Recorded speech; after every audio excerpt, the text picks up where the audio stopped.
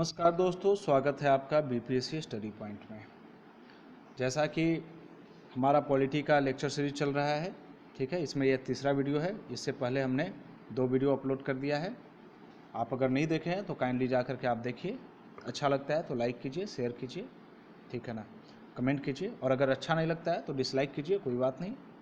और डिसलाइक करने का कारण बता दीजिए, क्या दिक्कत है, ताकि आगे से हम अपने वीडियो में सुधार कर लें। क्योंकि हमारा सिर्फ़ और सिर्फ एक मोटो है कि आसान से आसान शब्दों में हम पॉलिटी को आपके सामने रखें, ताकि ये आपके लिए बोझ ना हो, बल्कि एक बहुत ही आसान शब्दों में आप इसे पूर्ण रूप से समझ सकें।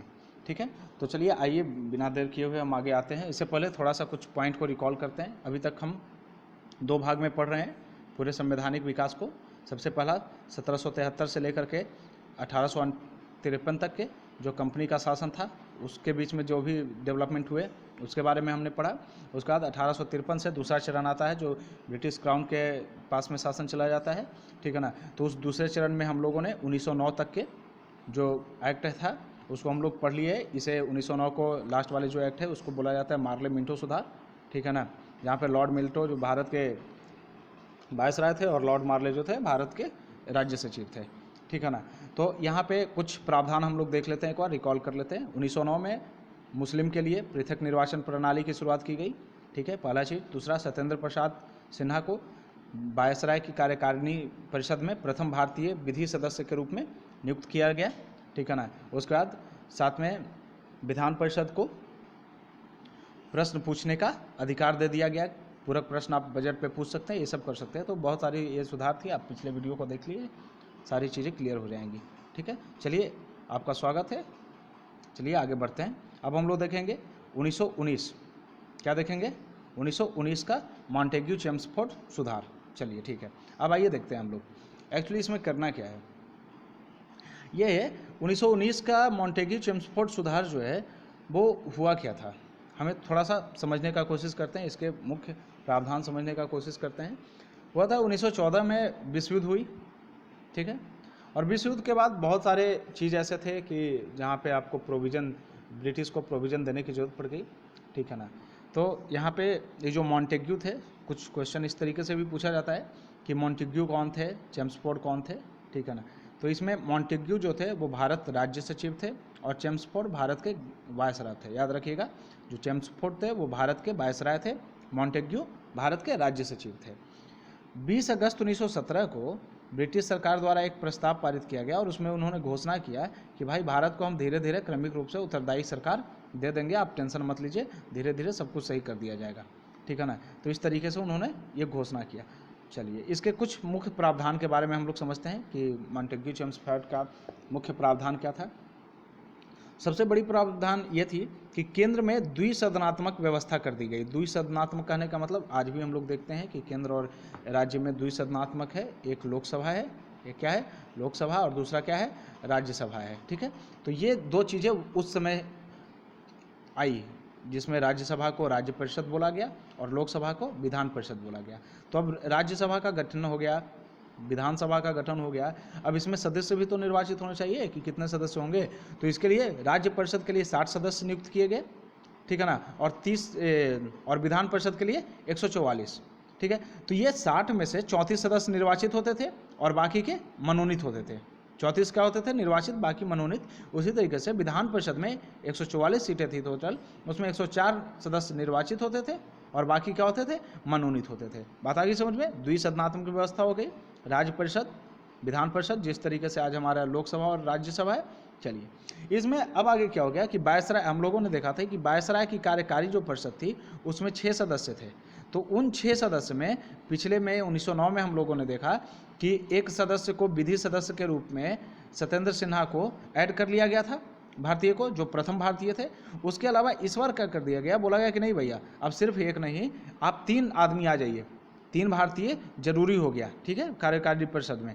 अगला हो गया कि जो पिछले बार में मुस्लिम को दिया गया था सिर्फ सांप्रदायिक आधार पे, इस बार उसको बढ़ा करके सिख, ईसाई, आंग्ल भारतीय, इन सब के लिए पृथक निर्वाचन को बढ़ा दिया गया, ठीक है। एक और चीज़ है इसमें मुख्य प्रावधान, लोक गठन नहीं है, लोक सेवा आयोग का गठन, लोक सेवा आयोग का। तो लोक सेवा आयोग के गठन के लिए 1926 में, ठीक है ना, लीग आयोग का गठन किया गया, ठीक है। और उसके बाद फिर लोकसभा का यहाँ पर भारत में स्टार्ट हो गया।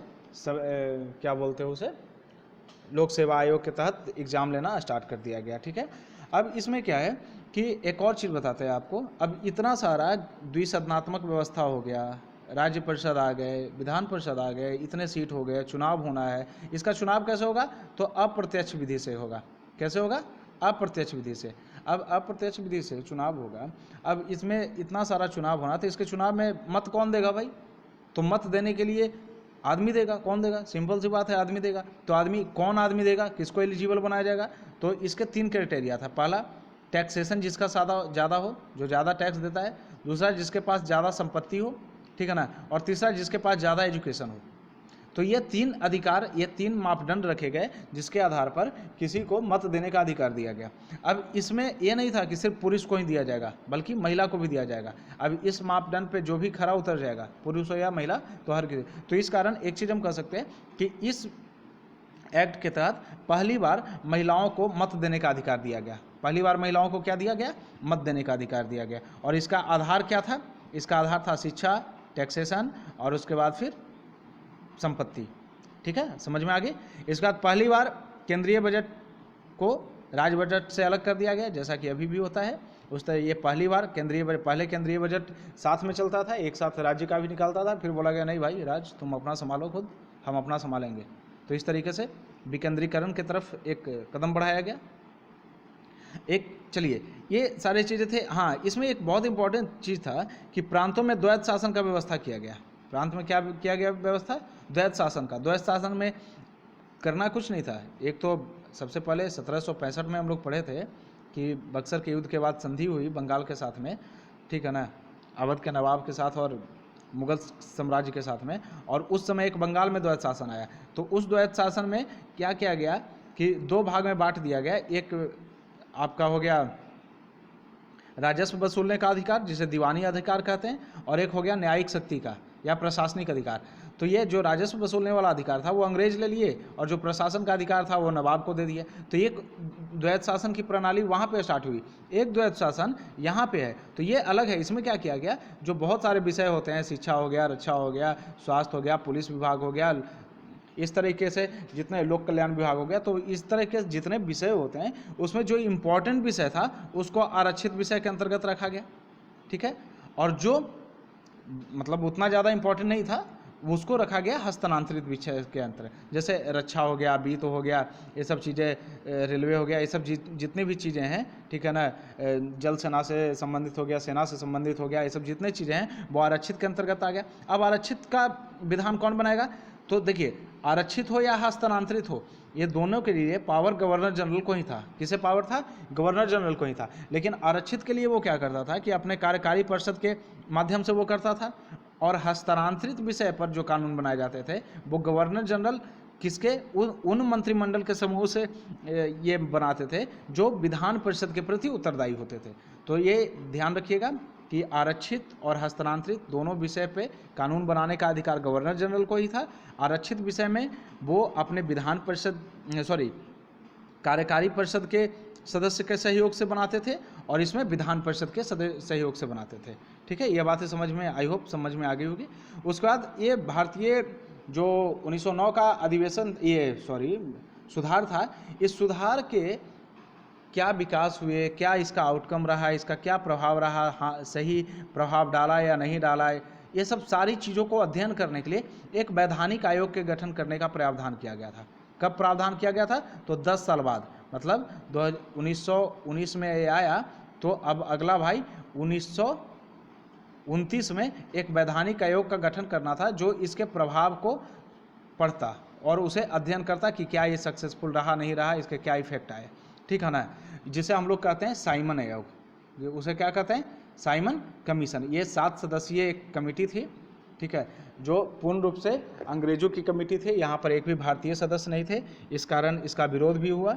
कांग्रेस के नेता लोग, सारे लोग विरोध भी इसका किए। इसी दौरान हमारे लाला लाजपत राय की मृत्यु भी हो गई, क्योंकि पुलिस के सामने प्रदर्शन के कारण चोट लग गई थी, और वो एक तरह से कहा जाए तो शहीद हो गए थे। ठीक है, तो ये सारे प्रोविज़न थे इस मॉन्टेग्यू चेम्सफोर्ड के एक बार फिर से रिकॉल कर लेते हैं। सबसे पहले मॉन्टेग्यू जो थे भारत सचिव थे और चेम्सफोर्ड भारत के वायसराय थे। उसके बाद केंद्र में द्विसदनात्मक व्यवस्था हो गई, राज्य परिषद और विधान परिषद। राज्य परिषद के लिए 60 सीट जिसमें 34 निर्वाचित था, विधान परिषद के लिए 144 सीट जिसमें 104 निर्वाचित था। ठीक है। उसके बाद वायसराय की कार्यकारिणी परिषद में 6 सदस्य में से 3 भारतीय होना बहुत जरूरी हो गया। सांप्रदायिक आधार पर इसको सिख, ईसाई, आंग्ल ये सब के लिए एक्सपेंस कर दिया गया। लोकसभा के गठन का प्रावधान रखा गया। संपत्ति, शिक्षा इत्यादि के आधार पर वोट देने का अधिकार दिया गया। महिलाओं को भी वोट देने का अधिकार मिल गया। केंद्रीय बजट से राज्य बजट को अलग कर दिया गया। प्रांत में द्वैत शासन आ गया। ये सब मुख्य बिंदु है, इसको आप जरूर याद रखेंगे। ठीक है, चलिए अब आगे हम लोग देखते हैं। यही है हस्तांतरित विषय, आरक्षित विषय। आप चाहें तो स्क्रीनशॉट ले लीजिए। ठीक है ना। उसके बाद अब हम लोग देखते हैं भारत शासन अधिनियम 1935। एक्चुअली हुआ क्या था कि ये 1935 क्या है। एक्चुअली जो साइमन कमीशन हमने बताया था कि 1929 में गठन करना था, लेकिन ये 2 साल पहले 1927 में ही गठन कर दिया गया था कुछ राजनीतिक प्रेशर के कारण, और दूसरे 1928 में ये अपना रिपोर्ट प्रस्तुत कर दिया। ठीक है ना। तो इसमें जो भी रिपोर्ट प्रस्तुत किए गए और उसके बाद जो गोलमेज सम्मेलन हुआ था 1930, 31 और 32 में, इनके आधार पर, इन दोनों के आधार पर एक बनाया गया अधिनियम, और वही अधिनियम कहलाया आपका 1935 का अधिनियम, भारत शासन अधिनियम। ये बहुत बड़ा अधिनियम था। इसमें 321 अनुच्छेद और 10 अनुसूचियाँ थी। आप समझ सकते हैं अभी जब हमारा संविधान बना, जो कि सबसे बड़ा लिखित संविधान था, उसमें 395 अनुच्छेद थे। ठीक है ना। और 8 अनुसूचियाँ थी मूल संविधान में। अभी तो 12 हो गई है, लेकिन उस समय 8 अनुसूचियाँ थी। इसमें देखिए, इसमें 321 अनुच्छेद, 10 अनुसूचियाँ, और आपको पता है कि हमारा जो संविधान बना है उसमें अधिकतर भाग जो है हमारे यही 1935 के भारत शासन अधिनियम से लिया गया है। ठीक है, चलिए आगे देखते हैं। इसमें एक और प्रोविजन किया गया, बोला गया भाई अखिल भारतीय संघ बनाया जाए, जिसमें अगर देसी रियासत मिलना चाहे तो मिल ले, नहीं मिलना चाहे तो मत मिल ले। अब बात यह है कि अगर देसी रियासत को आप ये आज़ादी दे दिए कि भाई नहीं मिलने का मन है तो तुम मत मिल, तो वैसे में कौन आकर के मिलेगा? सब लोग तो स्वतंत्र रहना चाहता है। तो इस कारण ये कभी आया ही नहीं। ठीक है ना, ये कभी अस्तित्व में आया ही नहीं। अब यहाँ पर एक चीज़ हुई कि जब ये साइमन कमीशन अपना रिपोर्ट दिया, उसमें बोला कि भाई प्रांतों में जो आप द्वैत शासन लगाए हैं प्रांत के विषयों पर, वो सही नहीं है। आप केंद्र में ले आइए ना इसको, और प्रांत को थोड़ा सा स्वायत्त छोड़ दीजिए, उनको अपने हिसाब से काम करने का ये मौका दीजिए। तो इस कारण क्या हुआ कि 1919 में जो प्रांत में द्वैत शासन लाया गया था, उसे कट कर दिया गया, उसे हटा दिया गया, और केंद्र में द्वैत शासन लगा दिया। कहाँ लगा दिया गया? केंद्र में द्वैत शासन लगा दिया गया। इसके साथ ही साथ पूरे सब्जेक्ट को 3 भाग में बांट दिया गया प्रशासन की सुविधा के लिए। पहला संघीय सूची, राज्य सूची, संवर्ती सूची। आज भी है हमारे यहाँ 7वीं अनुसूची में उसका वर्णन है। संघ सूची, राज्य सूची और संवर्ती सूची। संघ सूची में उस समय 59 विषय थे, राज्य सूची में 54 विषय थे, संवर्ती सूची में 36 विषय थे। एक और बात बताता हूँ, इसमें जो 1935 का ये अधिनियम था, इस अधिनियम के तहत 1937 में संघीय न्यायालय की स्थापना की गई, और यही जो है हमारा आज का सुप्रीम कोर्ट है। ठीक है, तो ये चीज़ ध्यान रखनी है आपको। 1937 में बर्मा को भी अलग कर दिया गया। एक और चीज़ है, सबसे इम्पॉर्टेंट चीज़ है कि इस समय जो है 11 टोटल, उस समय ब्रिटिश के अंतर्गत डायरेक्ट रूप से 11 प्रांत आते थे, जिसमें 6 में विधानमंडल में 2 सदन की व्यवस्था की गई। 2 सदन आज भी हमारे राज्यों में है ना, कुछ राज्यों में जहाँ पर विधानमंडल की व्यवस्था है, विधान परिषद की व्यवस्था है, उसी तरीके से 6 राज्यों में, 11 में से 6 राज्यों में विधान परिषद की व्यवस्था की गई। कौन कौन था वो राज्य? आसाम, बंगाल, बिहार, मुंबई, मद्रास और संयुक्त प्रांत। ठीक है, इसके तहत आरबीआई की स्थापना की गई। किस लिए की गई भाई? ताकि मुद्रा पर, साख पर नियंत्रण बनाए रखा जा सके। भारत परिषद को समाप्त कर दिया गया, बोला भैया अब तुम्हारा कोई काम नहीं है, अब जाओ यहाँ से, जय हिंद जय भारत करो। उसके बाद हाँ, एक चीज़ और बताता हूँ आपको। पिछले वीडियो में हमने देखा था कि बस कुछ लोगों को शिक्षा के आधार पर, संपत्ति के आधार पर, एजुकेशन के आधार पर उन्हें मत देने का अधिकार प्राप्त था, परंतु इसमें उसका दायरा बढ़ाया गया। इसमें लगभग 10% या उससे थोड़ा बहुत ज़्यादा जनसंख्या को मत देने के अधिकार में लाया गया। ठीक है ना। और इसके लिए इसमें एक और चीज़ है, इससे पहले जो 1932 से पहले जो हमने गोलमेज सम्मेलन देखा था, उसमें भीमराव अंबेडकर ने दलितों के लिए भी पृथक निर्वाचन की मांग की थी, और इसी को मानते हुए 1935 में दलित, महिला, मजदूर हर किसी के लिए अलग से निर्वाचन की व्यवस्था कर दी गई। ठीक है, और एक और चीज़ इसमें मोस्ट इम्पॉर्टेंट है, वो है कि संघ लोक सेवा आयोग, राज्य लोक सेवा आयोग और संयुक्त लोक सेवा आयोग का गठन किया गया इसमें। तो इस तरीके से ये 1935 का कुछ प्रोविज़न था जो हम लोगों ने देखा। मुख्य पॉइंट को देख लेते हैं। प्रांत में द्वैत शासन को खत्म कर दिया गया, केंद्र में लगा दिया गया। संघीय न्यायालय 1937 में बना, बर्मा खत्म कर दिया गया 1937 में। उसके बाद आरबीआई की स्थापना कर दी गई, भारत परिषद समाप्त हो गया, मताधिकार बढ़ा दिया गया, ठीक है ना, दलित महिला ये सब सबके लिए दिया गया। तो ये इस तरीके से कुछ प्रोविज़न थे। इसके अलावा आगे हम लोग बढ़ते हैं, आगे देखते हैं कि 1935 में जो ये सब सारे विकास हुए, उसके बाद 1937 में चुनाव हुआ विधानसभा का, ठीक है। तो 1937 में जो चुनाव हुआ, इसमें कांग्रेस ने बहुत अच्छा वोटिंग से बहुमत प्राप्त किया, ठीक है। और 11 प्रांत में से 6 प्रांत में कांग्रेस को बहुमत मिल गया, ठीक है। तो सरकार बन गई कांग्रेस की। और 2 प्रांत ऐसे थे जहां पे कांग्रेस गठबंधन की सरकार बनाई। तो आइए देखते हैं, ये तो हिस्ट्री का पार्ट है लेकिन थोड़ा समझने के लिए हम लोग देखते हैं। तो ये मुंबई, मद्रास, मध्य भारत, उड़ीसा, बिहार, संयुक्त प्रांत, ये जो 6 राज्य थे, यहाँ पर कांग्रेस डायरेक्ट बहुमत में आ गई और सरकार बना ली। लेकिन 2 राज्य ऐसे थे, असम और पश्चिमोत्तर प्रांत, यहाँ पे गठबंधन की सरकार बनाई, ठीक है। ये कांग्रेस का। तो 6 2 8, 11 में से 8 राज्य में कांग्रेस की सरकार बन गई। मुस्लिम लीग मात्र 3 राज्य में सरकार बना पाया। किसमें? 3 राज्य में। एक तो बंगाल हो गया, ठीक है, दूसरा हो गया उसका सिंध, और तीसरा हो गया पंजाब। ये 3 राज्य में वो अपना सरकार बना पाया, ठीक है। तो गुस्सा होना जायज़ है, क्योंकि कांग्रेस की इतनी बड़ी विजय हुई, मुस्लिम लीग की ज़्यादा विजय नहीं हुई, तो वो गुस्सा में था। आगे देखिए कि वो अपना गुस्सा कैसे निकालता है, ठीक है ना। तो ये चीज़ हम लोग समझ गए। अब उसके बाद आता है 1939।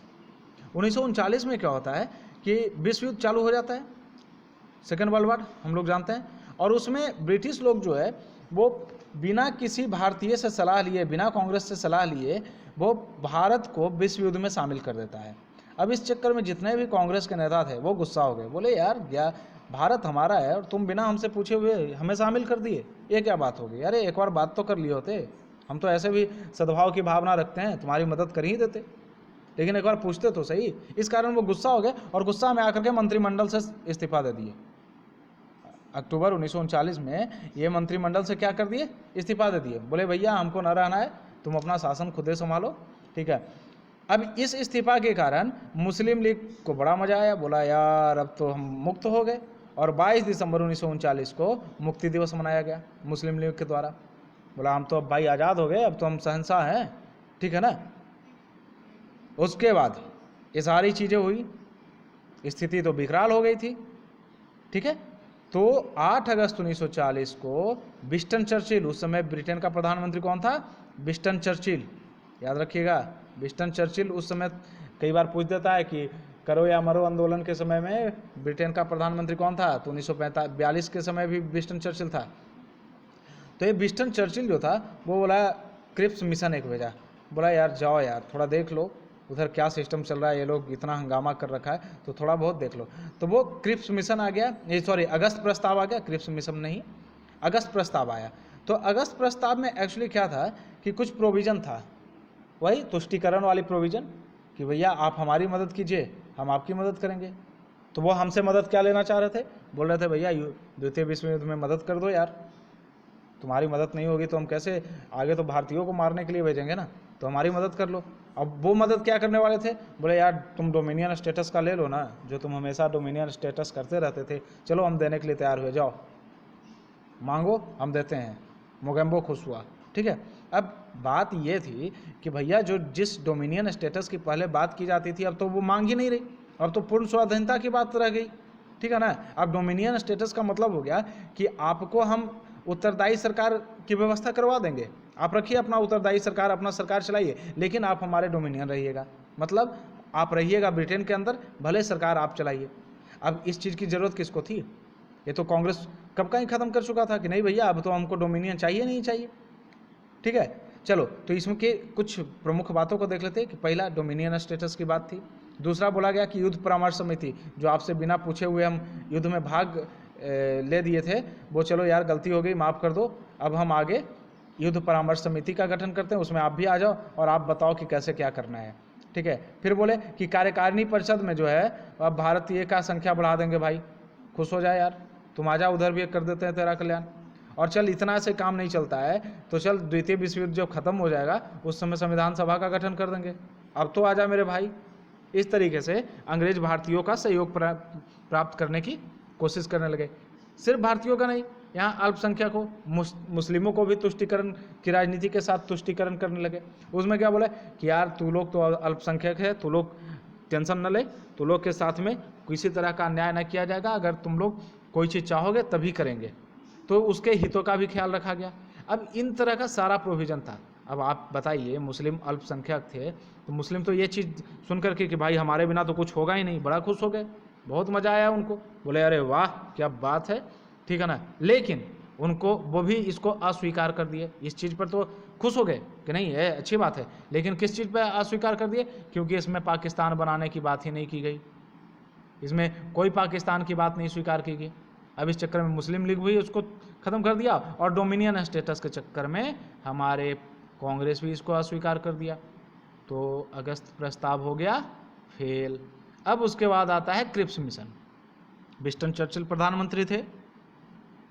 अब वहाँ पर क्रिप्स मिशन भेजते हैं, बोलते हैं भैया जाओ, 3 सदस्यीय कमेटी होती है, पैथिक लॉरेंस ये सब होते हैं, तो बोलते हैं कि भैया आप जाओ थोड़ा बहुत हमारा करो यार कल्याण, भारतीय तो मान नहीं रहे हैं, जो भी प्रोविज़न दे रहे हैं सारे प्रोविज़न को नकार दे रहे हैं, अब जाओ यार तुम कुछ थोड़ा बहुत काम कर दो। ये आया बोला कि भैया भारतीय तुमको डोमिनियन स्टेटस दिलवा देंगे, ऐसे बोल रहा था जैसे तो बड़ा एहसान कर दिया, ठीक है ना, मज़ा लीजिए, अरे ये पढ़ाई है, इसे सजा के रूप में नहीं देखना है, ये संविधान है, इसे हमें जीना है, ठीक है ना। संविधान हमें जीने का अधिकार देता है, आर्टिकल 21 पता है ना, गौरवमयी जीवन, तो संविधान हमें जिला रहा है तो हम संविधान को जिएंगे, तो ध्यान रखिए, ठीक है।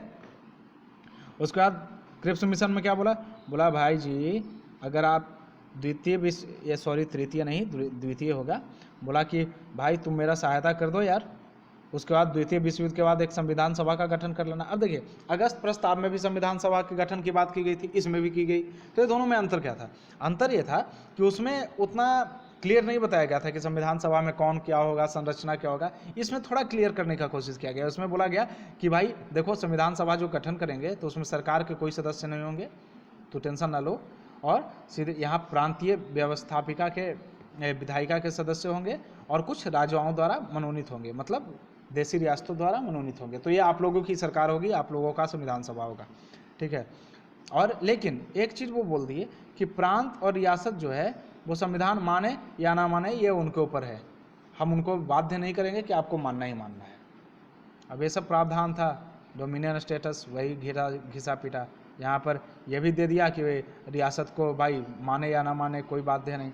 महात्मा गांधी आए, ऐसे तो सिर्फ करो मरो अहिंसा करते रहते थे, बोले भैया यहाँ हिंसावादी नीति आ गई इनकी, हिंसा तो नहीं कर सकते, बोले यार जाओ ले जाओ, नहीं चाहिए तुम्हारा ऐसा चेक जो बैंक में चले ही नहीं, इसको उन्होंने क्या बोल दिया, पोस्ट डेटेड चेक। बोला यार ये जो तुम आज दे रहे हो इसका झंझट तो कब का ख़त्म हो गया, ये हमारे कैटेगरी से ख़त्म हो गया, अब इसे देने की ज़रूरत नहीं है, ले जाओ घर पे।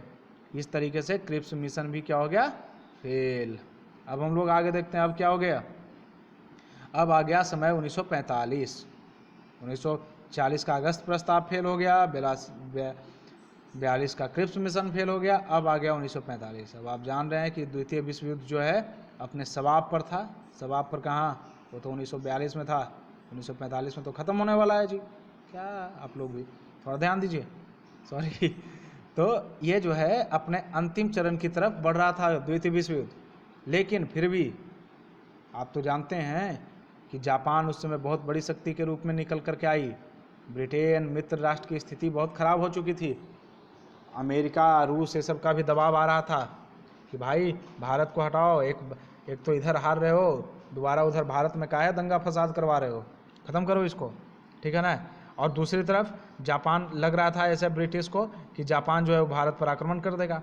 अब इस चक्कर में क्या किया कि उन्होंने लॉर्ड बेवल जो वहाँ के भारत के वायसराय थे उससे बोला कि यार बेवल जी अब आप ही हमारा कुछ कर सकते हो, क्रिप्स मिशन बेकार हो गया, अगस्त प्रस्ताव बेकार हो गया, अब आप वहाँ पर हो, आप देखो यार नेताओं से बात करो और थोड़ा बहुत हमारा कुछ व्यवस्था करवाओ। बेबल चालाक आदमी थे, बोले कि अच्छा इनको सबसे पहले अपना कन्विंस करने के लिए सबसे पहले उन्होंने क्या कर दिया कि सारे कांग्रेसी नेता को रिहा कर दिए जो भी जेल में बनते। बोला भैया जाओ तुम छुट के। उनको लगा कि भाई हम छोड़ रहे हैं तो वो लोग भी हमारा साथ देंगे, खुश हो जाएंगे, ठीक है ना। तो और ये सभी को छोड़ करके जून 1945 में शिमला में एक सम्मेलन बुला लिया।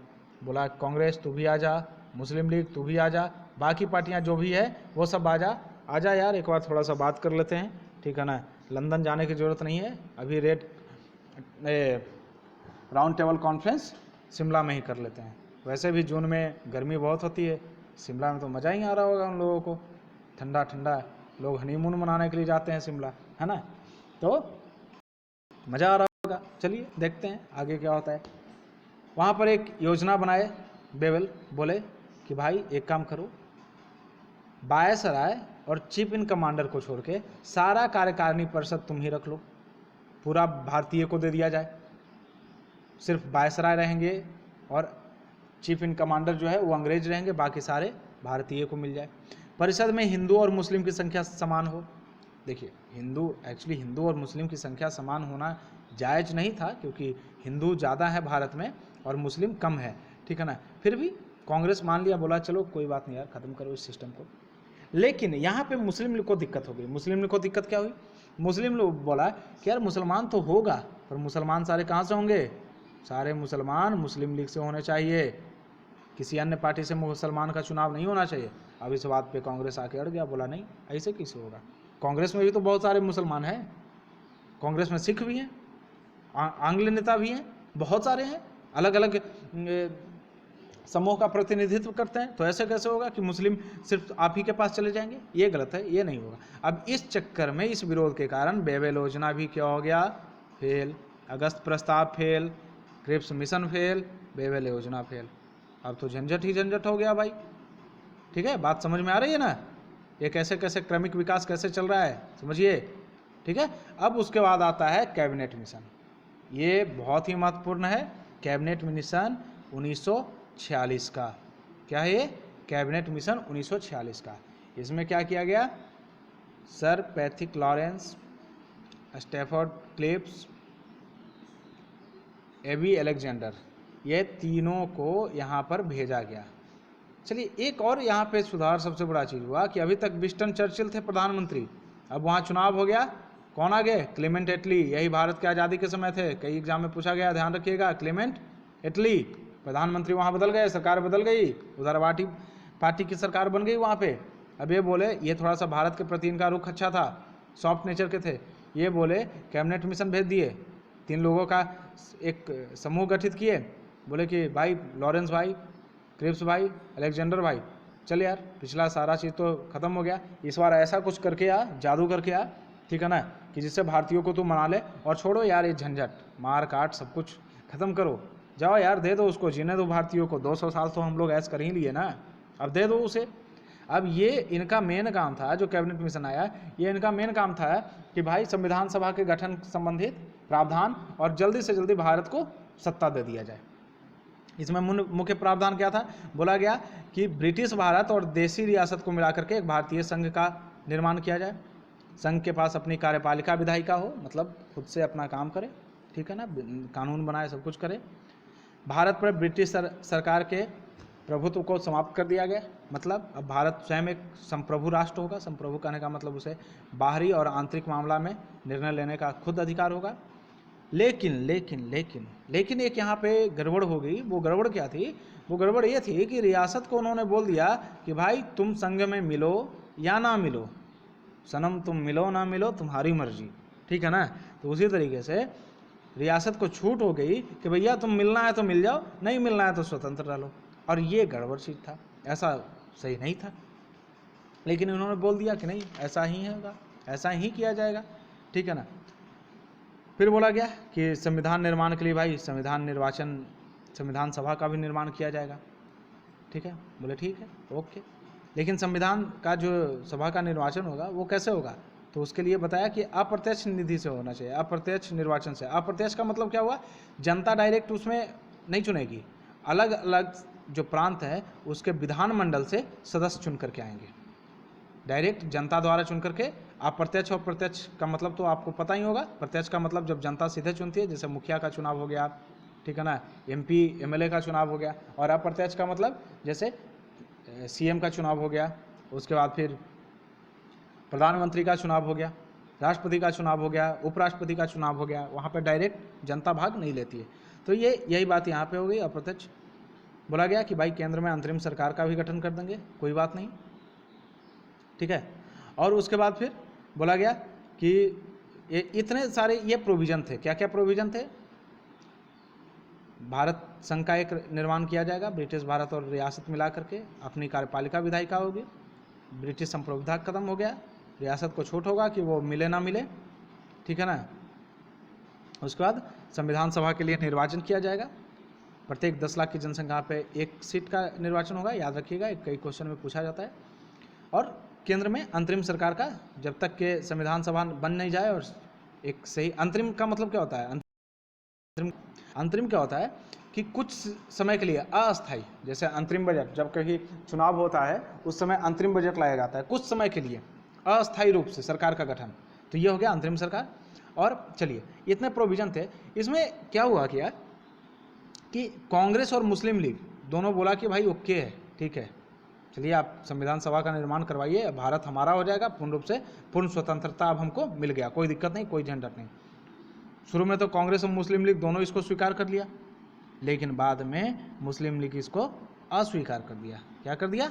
अस्वीकार। बोला नहीं भैया, इसमें तो आप पाकिस्तान के बारे में बोले ही नहीं। कैबिनेट मिशन पाकिस्तान की मांग को अस्वीकार कर दिया था, याद रखना, कैबिनेट मिशन पाकिस्तान की मांग को अस्वीकार कर दिया। और मुस्लिम लीग तो जानते ही थे, झंझट वाला था, उसको तो एकदम सोच लिया था भाई कि नहीं, लेकर रहेंगे पाकिस्तान वाली हालत है जो अभी नहीं है, लेकर रहेंगे कश्मीर का जो नारा लगाते हैं सब घटिया लोग जो भी हैं, देशद्रोही लोग, ठीक है ना, वही चीज़ वहाँ पे हो गया, देशद्रोह पनप गया, लेकर रहेंगे पाकिस्तान। अब इस चक्कर में मुस्लिम लीग इसको अस्वीकार कर दिया और 16 अगस्त 1946 को प्रत्यक्ष कार्रवाई दिवस के रूप में मनाया मुस्लिम लीग, ठीक है। तो इतनी चीज़ें हम लोग समझ गए। अब आइए आगे देखते हैं। अब हम लोग पढ़ेंगे कि अंतरिम सरकार 2 सितंबर 1946, अक्टूबर में प्रत्यक्ष कार्यवाही दिवस मनाया गया। अब हम लोग पढ़ेंगे अंतरिम सरकार के बारे में। ये अंतरिम सरकार कैसे आया? तो लॉर्ड माउंटबेटन, जो कैबिनेट मिशन का हम लोग पढ़े ही कि कैबिनेट मिशन के तहत अंतरिम सरकार का गठन करने की बात की गई।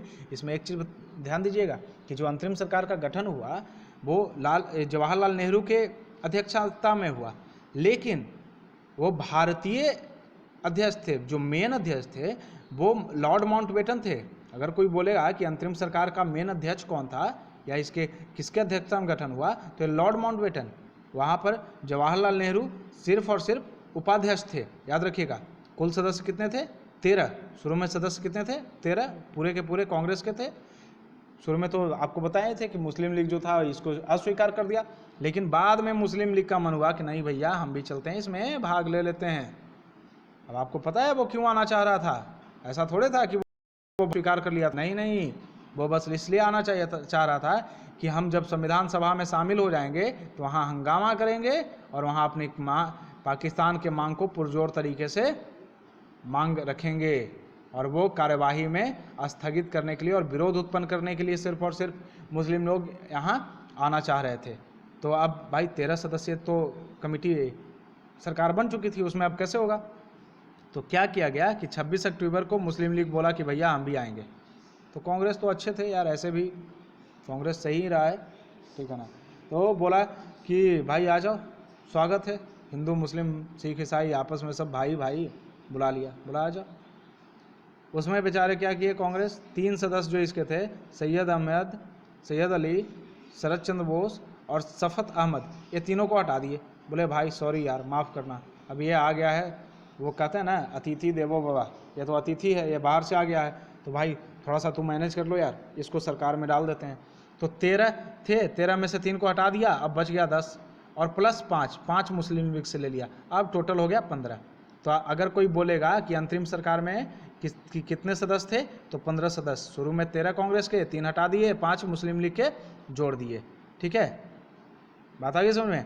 चलिए, इसमें एक बहुत बढ़िया स्टेटमेंट दिए थे भीमराव अम्बेडकर, बोले कि यार ये जो तुम लोग हालत कर रहे हो ना, ये ऐसी हालत है कि जैसा लग रहा है एक देश की सरकार को दो राष्ट्र मिलकर के चला रहा है, ठीक है ना। तो ये आप बात को समझिए। चलिए, ये हो गया हमारा अंतरिम सरकार तक। अब अगली बार अगले वीडियो में हम लोग देखेंगे कि अंतरिम सरकार का में कौन कौन थे, क्या थे, कैसे थे, ये सब सारी चीज़ें। अगर आपको ये वीडियो अच्छा लगा, हमारी कोशिश यही है सरल शब्दों में आपको बेहतर नॉलेज दें, ठीक है ना। अगर आपको अच्छा लगा तो लाइक कीजिए, कमेंट कीजिए, दोस्तों के साथ शेयर कीजिए, क्योंकि आपको पता है संविधान का ज्ञान सिर्फ और सिर्फ स्टूडेंट के लिए नहीं, बल्कि एक सही नागरिकता और सजग नागरिक होने के कारण भी जरूरी है। बहुत बहुत धन्यवाद।